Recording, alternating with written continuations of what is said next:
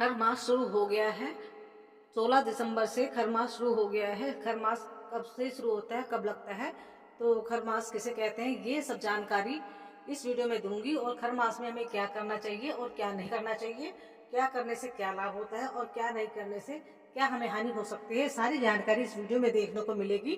तो वीडियो में एंड तक जरूर बने रहना। और वीडियो जो है बहुत काम की होने वाली है।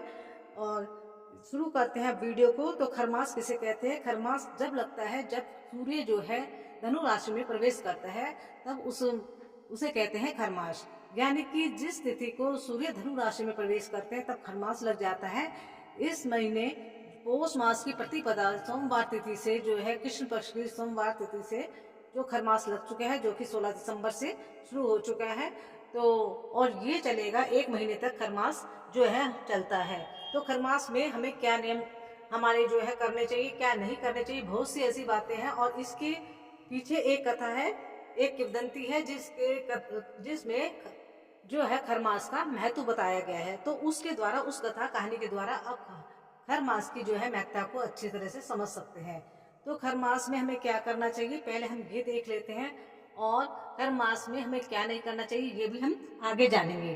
तो सबसे पहले हमें क्या है कि खरमास का हमें पता चल गया है कि खरमास कब से लग गया है, जब सूर्य भगवान ने धनु राशि में प्रवेश कर दिया है। तो खरमास में हमें क्या नहीं करना चाहिए? नंबर 1, खरमास में हमें कोई भी शुभ कार्य नहीं करने चाहिए। कोई भी शुभ कार्य जैसे विवाह, शादी, मकान का मुहूर्त, और कोई भी हम बिजनेस वगैरह शुरू करना चाहें तो वो नहीं करने चाहिए। शुभ मंगल कार्य हमें खरमास में नहीं करने चाहिए।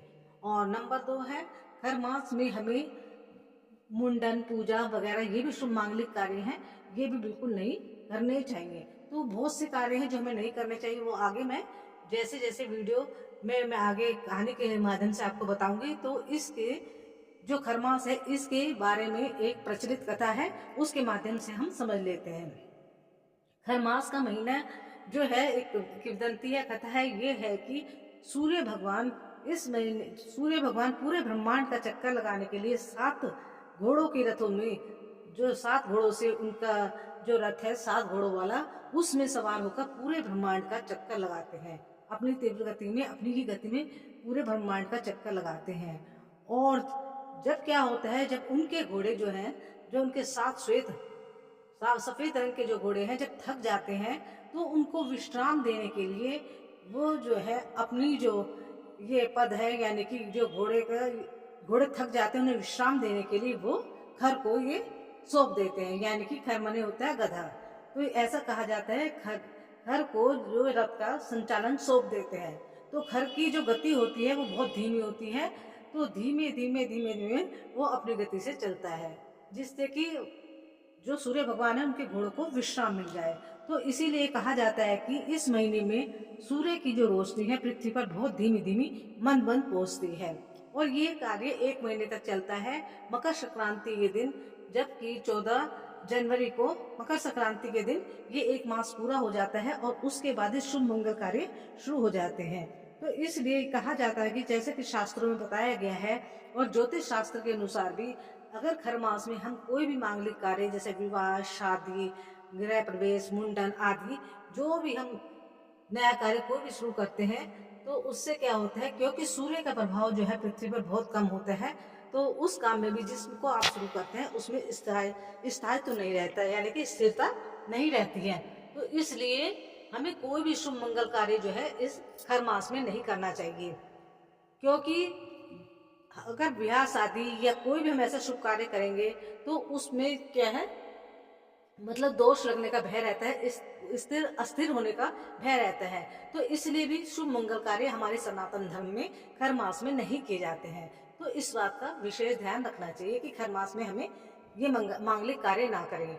और जब मकर संक्रांति होती है 14 जनवरी को नए साल में, तो तब हमारे मांगलिक कार्य शुरू हो जाते हैं। तो हमें यह है कि अब ये बता दिया गया है कि हमें खरमास में क्या नहीं करना चाहिए। शुभ मांगलिक कार्य कोई भी नहीं करने चाहिए, और कभी गरीबों को नहीं सताना चाहिए। और कोई हमारे दरवाजे पर कोई गरीब, कोई बेसहारा कोई आ जाए तो उसे डांट कर धुतकार कर नहीं भगाना चाहिए। और अपनी तरफ से कोई भी ऐसा कृत्य नहीं करना चाहिए जिससे कि देवता रुष्ट हो।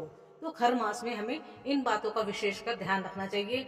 और पूजा पाठ जो है हमें ज़्यादा से ज़्यादा करनी चाहिए। अब हम ये देख लेते हैं कि हमें खर मास में क्या करना चाहिए। हमें खर मास में पूजा पाठ का विशेष ध्यान रखना चाहिए और विशेषकर हमें जो है अपने खर मास के दौरान भगवान विष्णु की पूजा करनी चाहिए और भगवान विष्णु की पूजा करते हुए और भगवान सूर्य की पूजा जरूर करनी चाहिए और भगवान विष्णु की भी पूजा करनी चाहिए।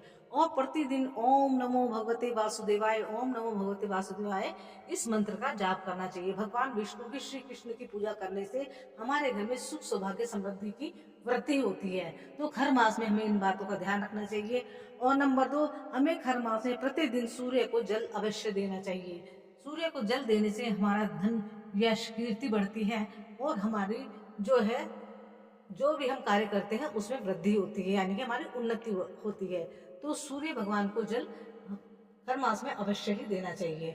और नंबर 3, हमें खर मास में ज्यादा से ज्यादा दान देना चाहिए। जैसे कि कोई गरीब व्यक्ति हो, कोई निर्धन व्यक्ति हो, तो उसे हमें दान देना चाहिए। पशु पक्षियों को जिमाना चाहिए, पशुओं को चारा खिलाना चाहिए, पक्षियों को दाना आदि डालना चाहिए।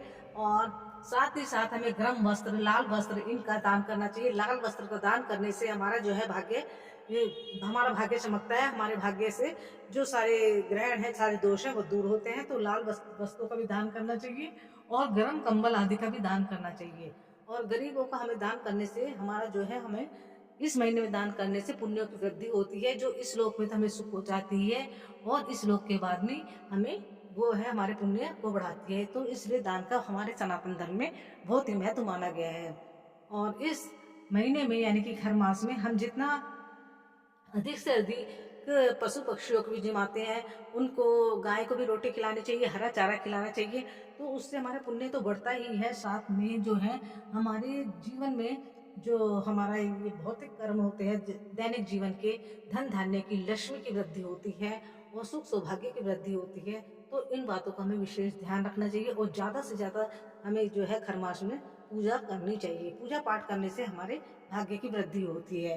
और जब हम इस खर मास में भगवान विष्णु की पूजा करते हैं, इससे क्या होता है, हमारा जो है बृहस्पति ग्रह मजबूत होता है और सारे ग्रह हमारे जो हैं, उनके जो भी हमारे ग्रह हैं वो सब अपने मजबूती प्रदान करते हैं, सुख सौभाग्य समृद्धि प्रदान करते हैं। और हर मास में हमें भगवान विष्णु को पीले रंग का भोग लगाना चाहिए, जैसे कि लड्डू का, गुड़ चने का।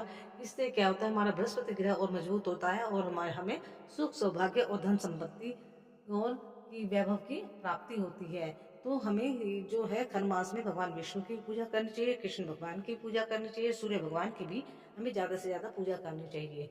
और अगली बात ये आ जाती है, हमें शाम के वक्त और सुबह के वक्त अपने घर के मेन दरवाजे पर एक दीपक जरूर लगाना चाहिए, भगवान के नाम का, माँ लक्ष्मी के नाम का। जिसके घर में सुबह के समय प्रातः काल ब्रह्म मुहूर्त में जो उठ जाता है और उससे पहले अपना घर का बाहर का मेन गेट होता है उसके बाहर सफाई रखता है, साफ कर देता है और धो देता है और वहाँ एक दीपक भगवान विष्णु और माँ लक्ष्मी के नाम का लगा देता है, तो उसके घर हमेशा धन लक्ष्मी का वास होता है।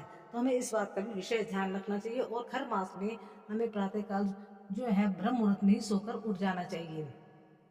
और हमें इस बात का भी ध्यान रखना चाहिए, खर मास में विशेषकर हमें तुलसी जी में शाम के वक्त प्रतिदिन हमें दीपक जरूर लगाना चाहिए।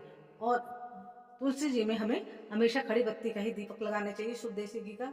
इससे भी हमारे भाग्य की वृद्धि होती है, भाग्य की उन्नति होती है, भाग्य का विकास होता है और सारे काम हमारे सिद्ध होते हैं। तो इस तुलसी जी में भी हमें दीपक जरूर लगा लेना चाहिए। और खर मास में हमारे कुछ ऐसे मतलब कुछ भी हम ऐसे कार्य ना करें जिससे कि कोई बड़ों का अनादर हो और किसी का दिल दुखे, तो ऐसे कामों से हमें बचना चाहिए। अगर हम इन छोटी छोटी बातों का ध्यान रखेंगे तो हम जो है अपने जीवन में निश्चित रूप से सुख सौभाग्य समृद्धि को प्राप्त कर लेंगे। तो खर मास के बारे में मैंने बहुत महत्वपूर्ण जानकारी आपको दी है, तो आप इन बातों का अवश्य ध्यान रखें। तो ये देखिए, खर मास आपका जो है बहुत ही अच्छे से बीतेगा और आपके जीवन में सुख सौभाग्य समृद्धि होती रहेगी। श्री शिवाय नमस्तुभ्यम। हर हर महादेव। ओम नमो भगवते वासुदेवाय।